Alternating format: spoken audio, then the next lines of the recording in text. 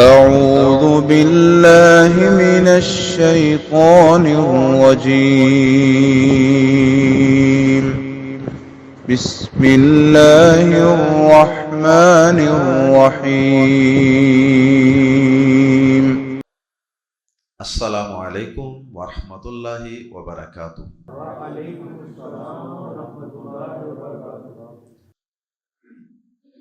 سورۃ المؤمن آیت نمبر 1 سے 6۔ ان الحمد للہ والصلاۃ والسلام علی رسول اللہ اما بعد۔ اعوذ باللہ السمیع العلیم من الشیطان الرجیم من ہمزہ ونفخہ ونفثہ۔ بسم اللہ الرحمن الرحیم۔ حامیم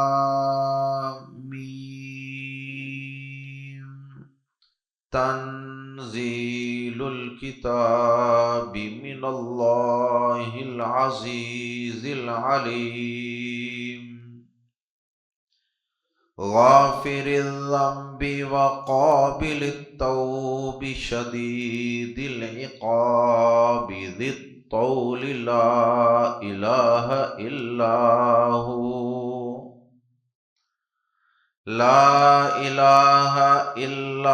هو الیہ المصیر۔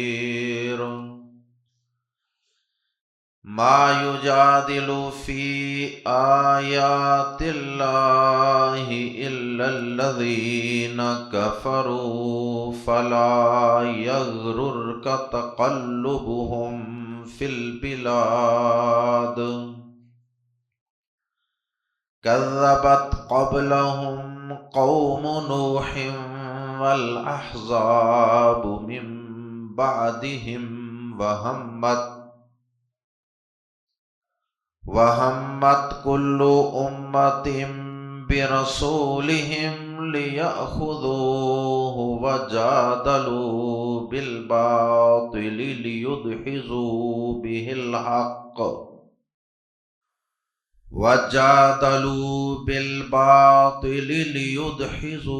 به الحق فأخذتهم فكيف كان عقاب۔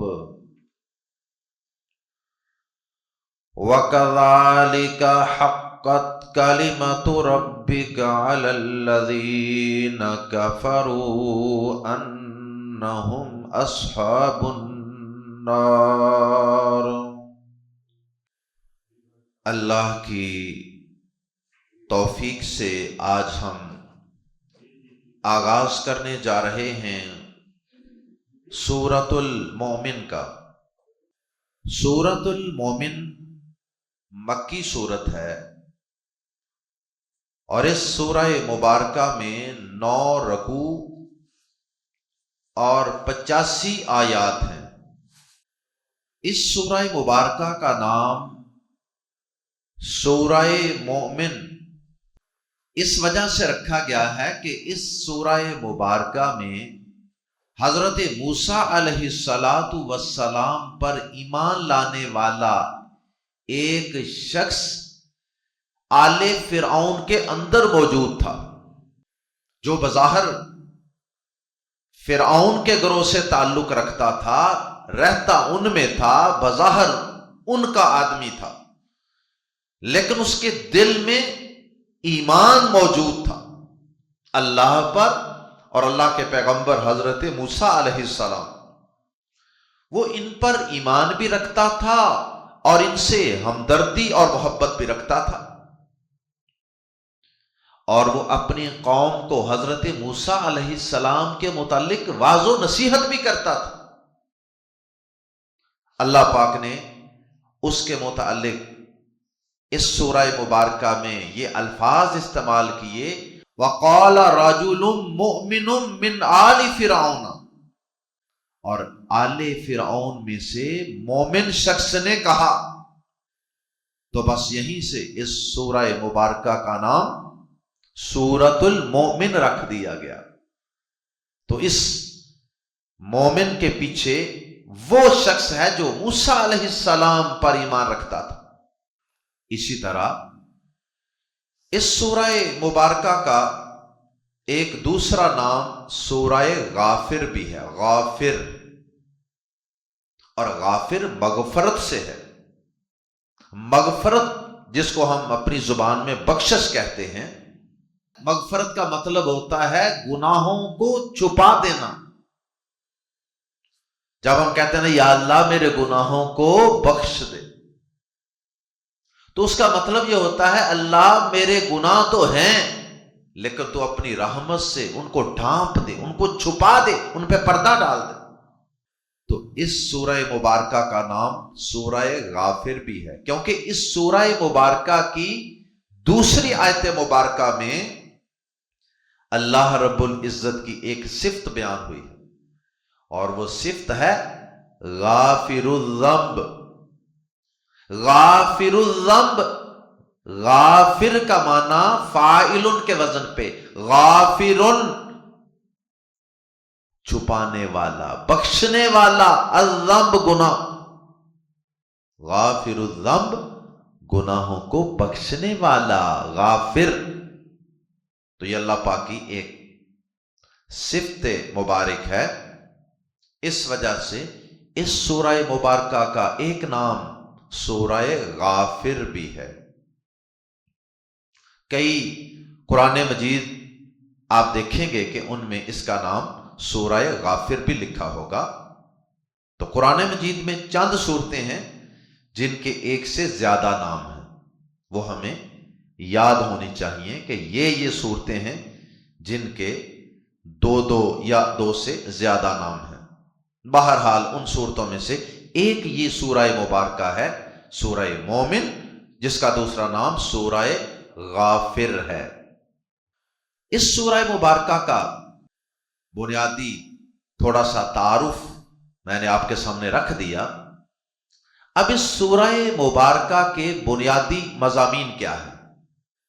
جیسا کہ آپ جانتے ہیں کہ مکی صورتوں کے بنیادی مضامین کیا ہوتے، اسی طرح دیگر مکی صورتوں کی طرح اس سورہ مبارکہ کے بنیادی مضامین اللہ کی توحید، اللہ کی توحید، اس کے وحدہ لا شریک ہونے کے دلائل اور اس کی قدرتوں کے تذکرے، اس کے کمالات، اس کی قدرتیں، اور پھر ان کو بیان کر کے اللہ کی توحید کو بیان کیا جاتا ہے اور ثابت کیا جاتا ہے۔ اور پھر اس سورہ مبارکہ میں قرآن مجید کی صداقت و حقانیت کے تذکرے ہیں۔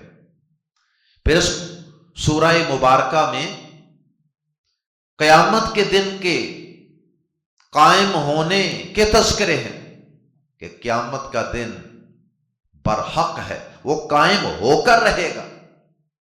اور پھر اسی طرح اس سورہ مبارکہ میں اللہ پاک کی بہت زیادہ صفات کا تذکرہ۔ آپ دیکھیں گے آج ہم نے جو پہلا سبق پڑھا ہے، پہلی 6 آیات کی تلاوت کرنے کی اور سننے کی سعادت حاصل کی ہے، ان 6 آیات میں بھی آپ دیکھیں گے کہ اللہ پاک کی کتنی صفات ہیں۔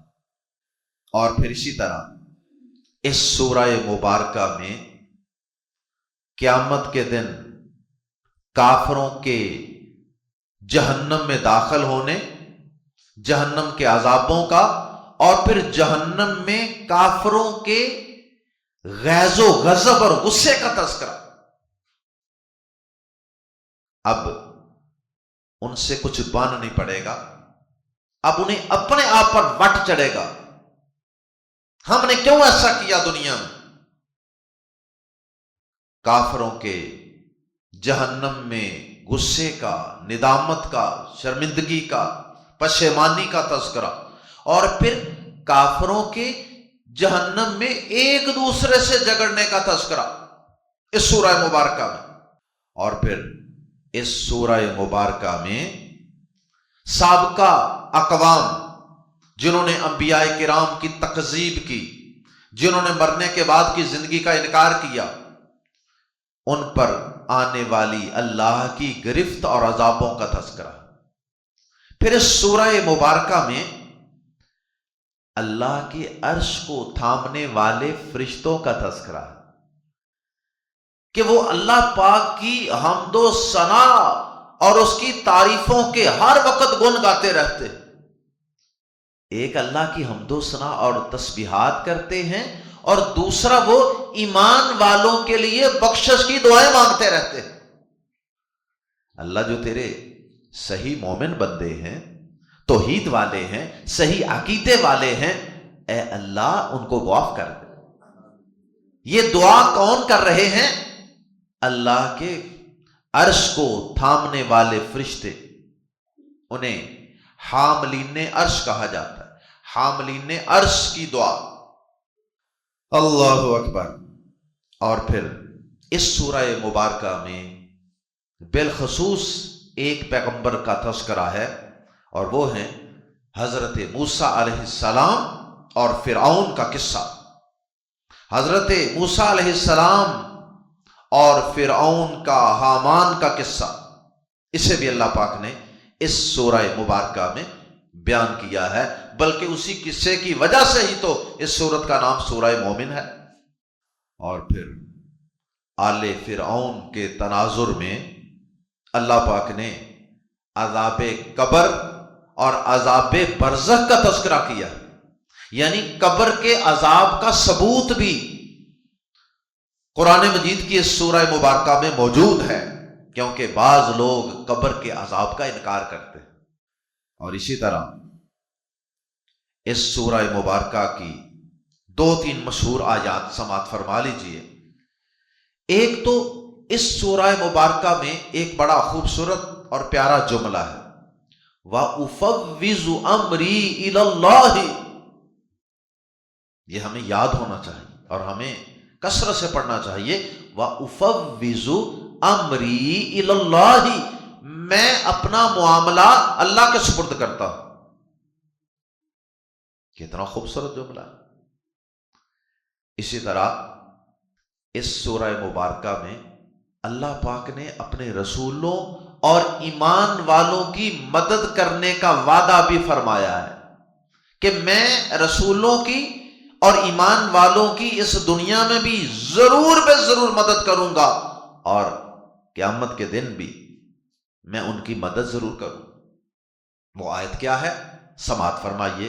اللہ پاک فرماتے ہیں، اِنَّا لَنَنْصُرُ رُسُلَنَا وَالَّذِينَ آمَنُوا، بے شک ہم ضرور بے ضرور مدد کریں گے ایمان والوں کی اور اپنے رسولوں کی، فی الحیات دنیا، دنیا کی زندگی میں بھی، وَيَوْمَ يَقُومُ الْأَشْهَادُ، اور جس دن شہادتیں قائم ہوں گی، جس دن گواہیاں ہوں گی نا، یعنی قیامت کا دن، اس دن بھی ہم ایمان والوں کی مدد ضرور کریں۔ اللہم اجعلنا منہم۔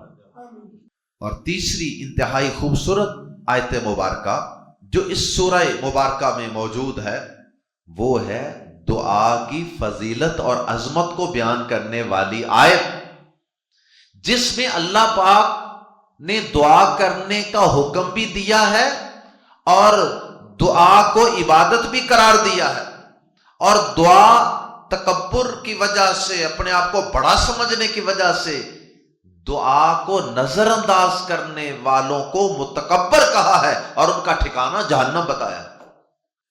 وَقَالَ رَبُّكُمُ ادْعُونِي أَسْتَجِبْ لَكُمْ، اور تمہارا رب کہتا ہے کہ مجھ سے دعا مانگو، میں تمہاری دعاؤں کو قبول کرتا ہوں، قبول کروں گا۔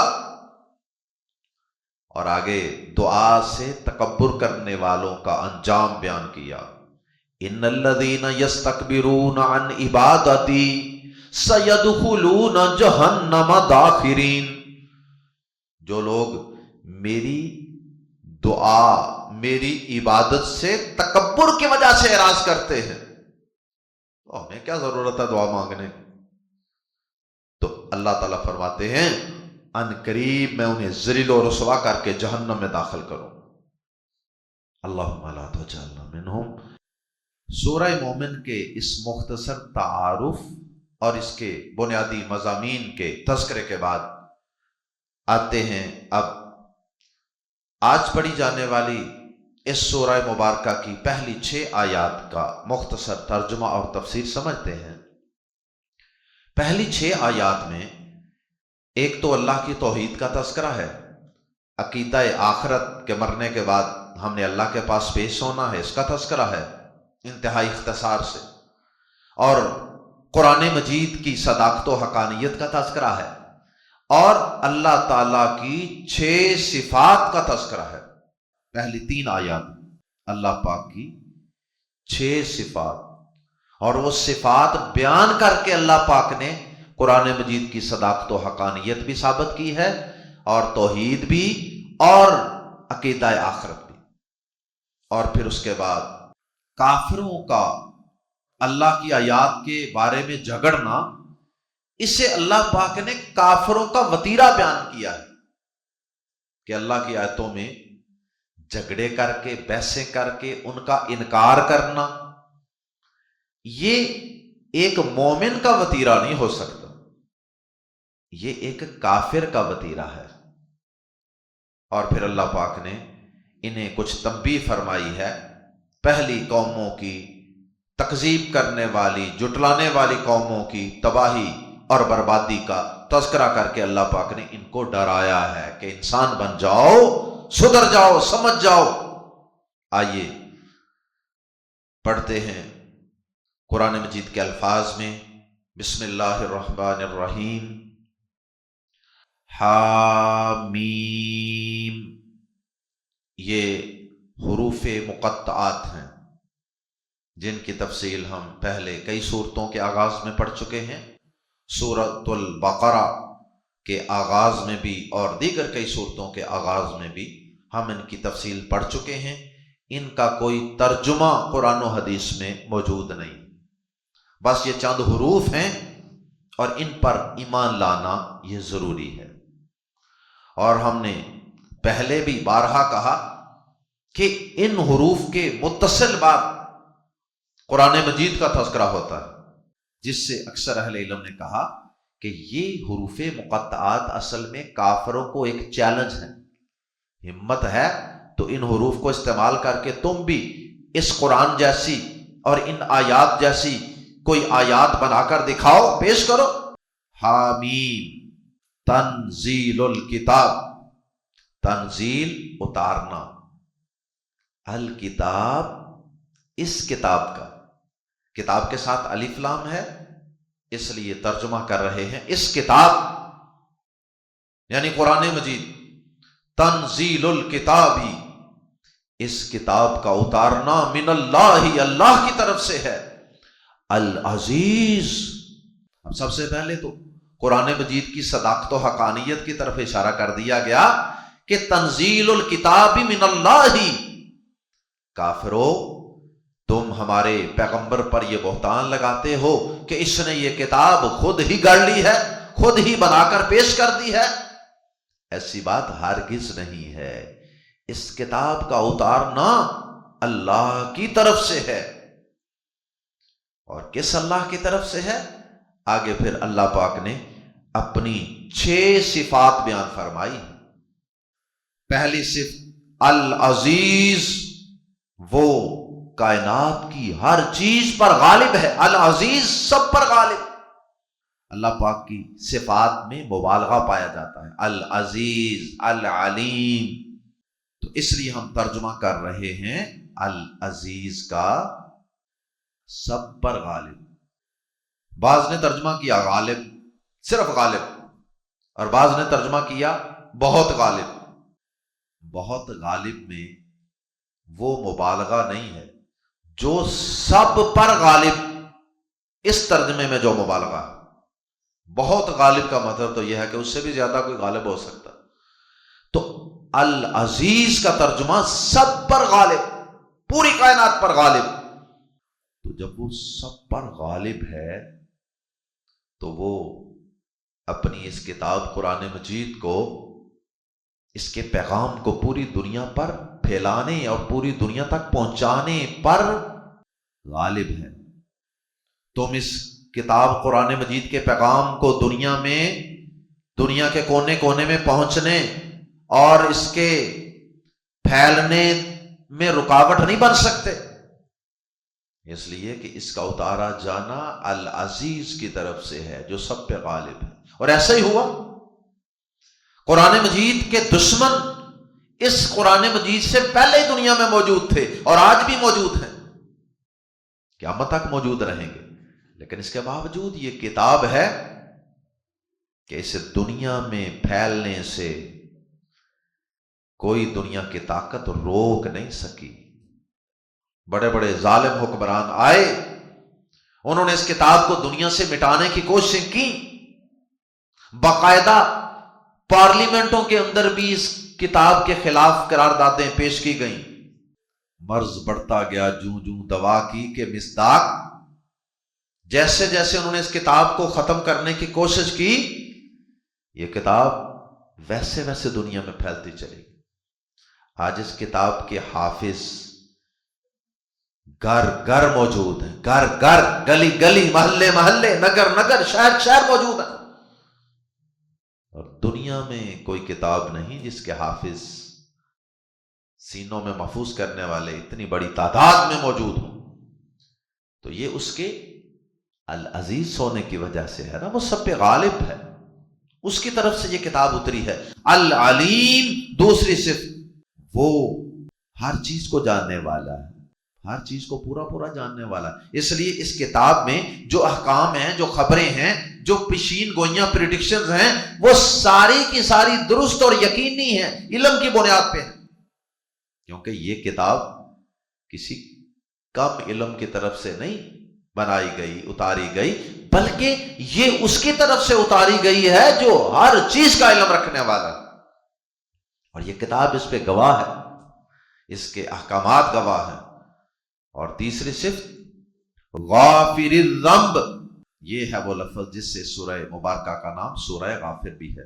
غافر بخشنے والا، الذنب گناہ، غافر الذنب گناہ بخشنے والا، وقابل التوب اور قابل قبول کرنے والا، التوبی توبہ۔ دونوں میں کیا فرق ہے؟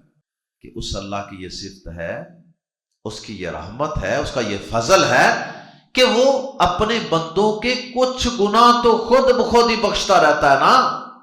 جیسے نماز پڑھی، کچھ گناہ بخشے گئے، وضو کیا، کچھ گناہ بخشے گئے، قرآن پڑھا، گناہ بخشے گئے، روزہ رکھا، گناہ بخشے گئے، حج عمرہ کیا، گناہ بخشے گئے۔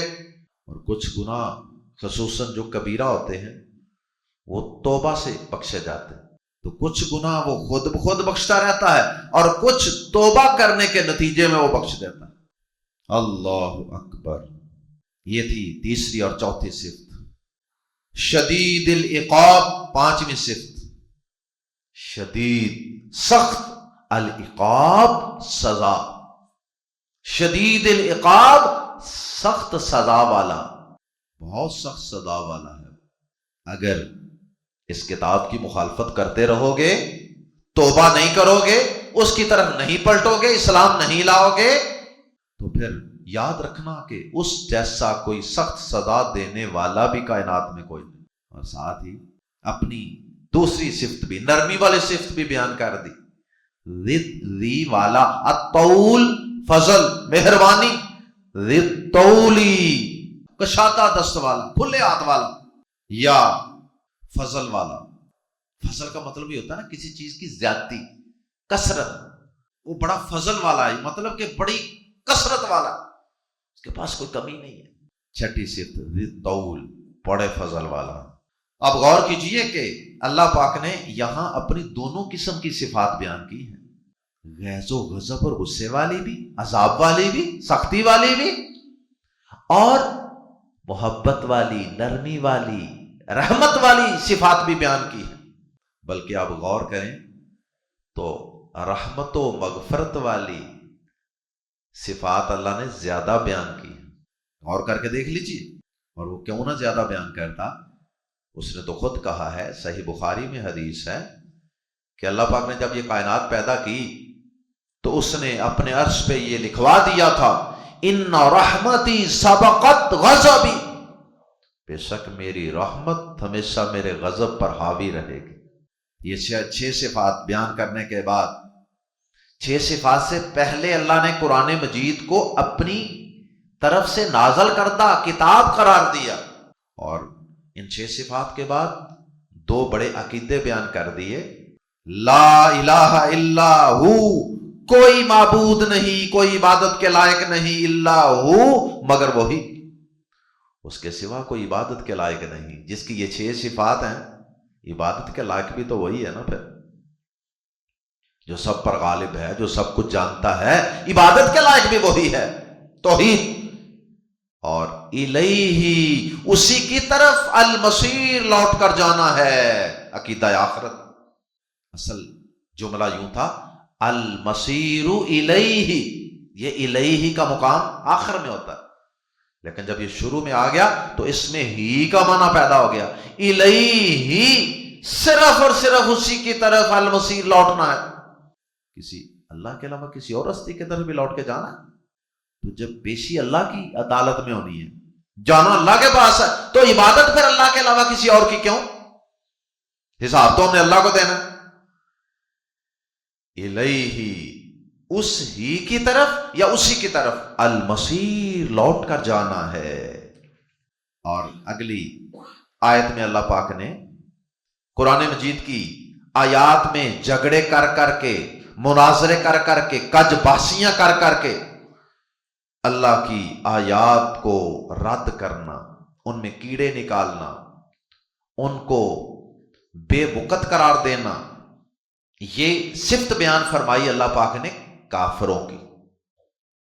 یاد رہے کہ اللہ کی آیات کے ذریعے بحث و تکرار کر کے قرآن کے منکروں کو، آخرت کے منکروں کو، اسلام کے منکروں کو دلائل دے دے کر انہیں توحید سکھانا، انہیں قرآن سمجھانا اور اللہ کی صفات سمجھانا، یہ جھگڑا، یہ بحث و تکرار جائز ہے، درست ہے، بلکہ مستحسن ہے۔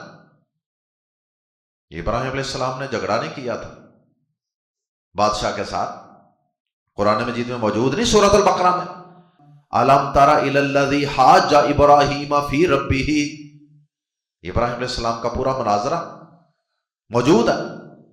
اللہ پاک نے اپنے پیارے حبیب صلی اللہ علیہ وسلم کو بھی فرمایا سورہ نحل میں آیت نمبر 125 میں، وَجَادِلْهُمْ بِالَّتِي هِيَ أَحْسَنُ، وَجَادِلْهُمْ، اور ان سے مجادلہ کیجئے، جھگڑا کیجئے اس طریقے سے جو نہایت احسن ہو۔ تو یہاں مراد وہ جھگڑا ہے جو اللہ کی آیات کے انکار کے لیے ہو۔ ما یجادلو، نہیں جھگڑا کرتے، فی آیات اللہ، اللہ کی آیات میں، نہیں بحث و تکرار کرتے، نہیں جھگڑا کرتے اللہ کی آیات میں، الا الذین، مگر وہ لوگ جنہوں نے کفروا، کفر کیا، فلا، پس نہ، یغرر، پس نہ، یغرر، دھوکے میں ڈال دے، غرر دھوکے کو کہتے ہیں، غرر، فلا یغرر، پس نہ دھوکے میں ڈال دے کا آپ کو، اے مسلمان تجھے دھوکے میں نہ ڈال دے، اے ایمان والے تجھے دھوکے میں نہ ڈال دے، تقلبہم، تقلب چلنا پھرنا، انقلاب، تقلبہم ان کا چلنا پھرنا، ریل پیل، گاڑیاں آ رہی ہیں، جا رہی ہیں، لفٹیں چڑھ رہی ہیں، اتر رہی ہیں، جہاز اڑ رہے ہیں، یہ ساری دنیا کی نعمتیں دیکھ کر کافروں کی بعض اوقات انسان دھوکے میں پڑ جاتا ہے نا، یار کہیں یہی تو نہیں سچے۔ اللہ پاک نے فرمایا نہیں نہیں نہیں نہیں، یہ سچا ہونے کی دلیل تھوڑی ہے، یہ تو امتحان ہے، یہ تو دنیا کی نعمتیں فراوانیاں میں نے سب کو دی ہیں، یہ ان کو مہلت دی ہوئی ہے۔ اس لیے یہ جو کافر ہے نا، فرمایا فلا یغرر کا تقلبہم فی البلاد، فی البلاد کا مطلب ہے شہروں میں، بلدیہ، بلاد، ان کا شہروں میں چلنا پھرنا، آنا جانا، یہ آپ کو دھوکے میں نہ ڈال دے، یہ معیار حق نہیں ہے یہ چیزیں۔ دنیا کی ترقیاں دیکھ کر آج ہمارے بہت سے مسلمان جن کے منہ میں پانی آ جاتا ہے ان کافروں کی صاف سڑکیں دیکھ کر، ان کی گاڑیاں دیکھ کر، ان کی جدید ٹیکنالوجی دیکھ کر. یہ ٹیکنالوجی مسلمانوں کو بھی جدید سے جدید حاصل کرنی چاہیے. مسلمانوں نے اس میں بہت کوتاہی کی ہے، نو ڈاؤٹ، لیکن اس کا مطلب یہ ہرگز نہیں کہ انسان کی رالیں ٹپک پڑے ان چیزوں کو دیکھ.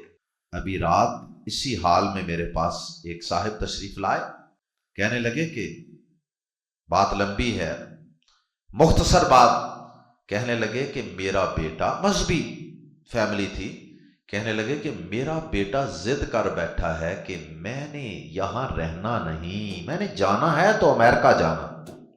کہتے ہیں بڑا سمجھا کے دیکھ لیے، وہ کسی طرح سمجھنے کو تیار ہے. کہتا نہ مر جاؤں گا، جانا ادھر ہی. اللہ اکبر. پتہ نہیں اس کے دل میں کتنی ہی شدید محبت پیدا ہو گئی ہوگی، وہاں منہ میں پانی آتا ہوگا. کذبت، جھٹلایا. آخر میں اللہ پاک نے ان کو وارن کیا، کافروں کو، جھٹلانے والوں کو، قرآن کے منکروں کو. کذبت، جھٹلایا، قبلہم، ان سے پہلے بھی، قوم نوح، قوم نوح نے، والاحزاب، اور کئی جماعتوں نے، من بعدہم، ان کے بعد. قوم نوح کے بعد بھی کئی اور قومیں آئیں، قوم عاد، سمود، اصحاب الایکہ، قوم لوط، آل فرعون، کئی اور بھی گروہ آئے. انہوں نے جھٹلایا تھا. وہمت، اور پختہ ارادہ کیا. وہمت، اور ارادہ کیا. کل امت، ہر امت نے، ہر نبی کی امت نے ارادہ کیا بھی کے متعلق، رسولہم، اپنے رسول کے متعلق ارادہ کیا. لی کے یاخذو، وہ پکڑ لیں، ہو سے، اپنے رسول کو پکڑ لینے کا ارادہ کیا. کیا مطلب؟ گرفتار کر لینے کا. اس کو پکڑ لو، اس کو باندھ دو، اس کو قید کر دو. اللہ اکبر. قرآن مجید میں کئی نبیوں کے بارے میں ایسے آتا ہے، جیسے نوح علیہ السلام کے بارے میں آتا ہے، قوم نے کہا تھا، سورہ شعراء میں لَئِن لَّمْ تَنْتَهِ يَا نُوحُ لَتَكُونَنَّ مِنَ الْمَرْجُومِينَ. نوح اگر باز نہ آیا اس دعوت توحید سے تو یاد رکھنا کہ تجھے پتھر مار مار کے رجم کر دیں. اور پھر اسی طرح سورہ شعراء کے اندر حضرت لوط علیہ السلام کے بارے میں آتا ہے کہ ان کی قوم نے کہا لَئِن لَّمْ تَنْتَهِ يَا لُوطُ لَتَكُونَنَّ مِنَ الْمُخْرَجِينَ. لوط اگر باز نہ آئے اس دین کی تبلیغ سے اور ہمیں گناہوں سے روکنے والی تبلیغ سے تو یاد رکھنا کہ ہم تجھے اس بستی سے نکال باہر کریں. اور ہمارے پیارے نبی صلی اللہ علیہ وسلم کے متعلق بھی سورہ انفال میں آتا ہے نا، وَإِذْ يَمْكُرُ بِكَ الَّذِينَ كَفَرُوا لِيُثْبِتُوكَ أَوْ يَقْتُلُوكَ أَوْ يُخْرِجُوكَ وَيَمْكُرُونَ وَاللَّهُ خَيْرُ الْمَاكِرِينَ. سورہ انفال آیت نمبر 30 ہے. اور جب وہ لوگ جنہوں نے کفر کیا، اے نبی تیرے خلاف خفیہ تدبیریں کرتے تھے تاکہ تجھے قید کر دیں، یا تجھے قتل کر دیں، یا تجھے اس بستی سے نکال باہر کریں. اور وہ خفیہ تدبیر کر رہے تھے، اور اللہ بھی خفیہ تدبیریں کر رہا تھا، اور اللہ سے بہتر خفیہ تدبیر کرنے والا کوئی نہیں. فرمایا کہ وَحَمَّتْ كُلُّ أُمَّةٍ بِرَسُولِهِمْ لِيَأْخُذُوهُ، اور ہر امت نے اپنے رسول کے متعلق ارادہ کیا کہ اسے گرفتار کر لیں. وَجَادَلُوا، اور انہوں نے جھگڑا کیا، بِالْبَاطِلِ، باطل کے ساتھ، باطل باتیں گھڑ گھڑ کے، باتیں عجیب عجیب کر کر کے. جیسے تو چنگا رسول ہے بھائی، تمہارے ساتھ کھاتا پیتا ہے، ہماری طرح کا انسان ہے، اس طرح کی کئی باتیں الٹی سیدھی. وَجَادَلُوا بِالْبَاطِلِ، اور انہوں نے باطل کے ساتھ جھگڑا کیا. لی، وہ جھگڑے، باطل جھگڑے کیوں کرتے تھے؟ فضولیات.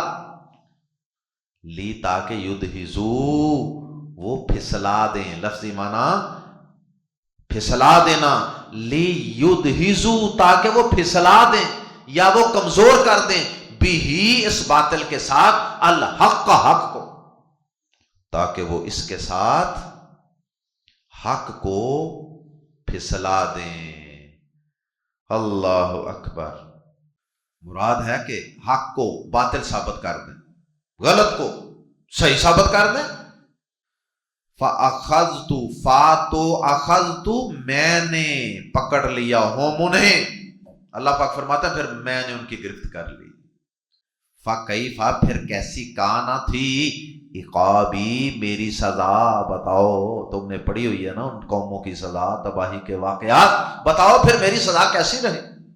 عقابی با کے نیچے زیر بتا رہی ہے کہ آخر میں چھوٹی آتی، عقاب سزا، اور عقابی میری سزا یا حذف کر دی گئی ہے۔